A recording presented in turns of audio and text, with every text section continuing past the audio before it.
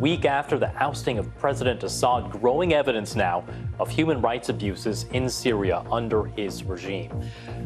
The US, Turkey and several Arab countries have agreed to support a peaceful transition process in Syria.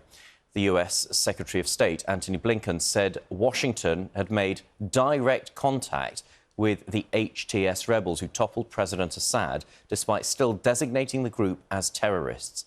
Today, schools and universities are reopening. The South Korean president vows to fight on even after Parliament votes to impeach him over a failed attempt to impose martial law.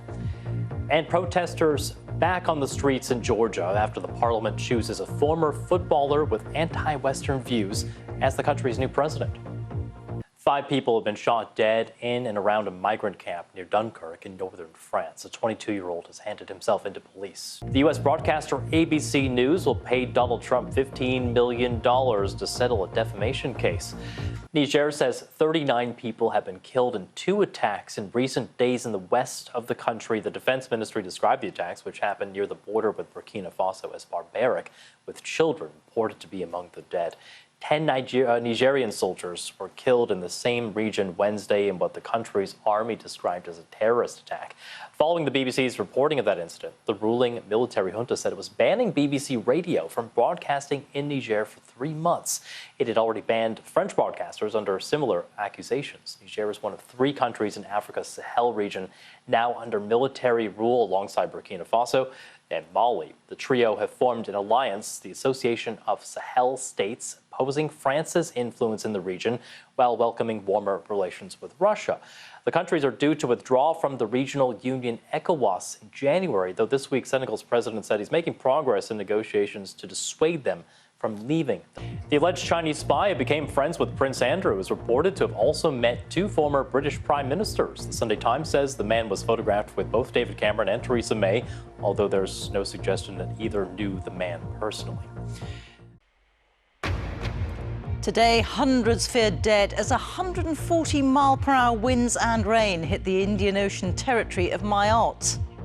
Apocalyptic scenes with homes completely destroyed and electricity, water and internet connections all down. Here, a woman has been killed and 2 men injured in a shooting in northwest London. A Russian oil tanker is split in 2 by storms close to occupied Crimea.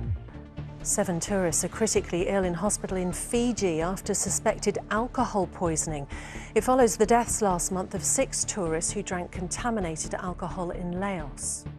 The 5 remaining members of the so-called Bali 9 drug ring have been freed and flown back to Australia after almost 20 years in an Indonesian prison.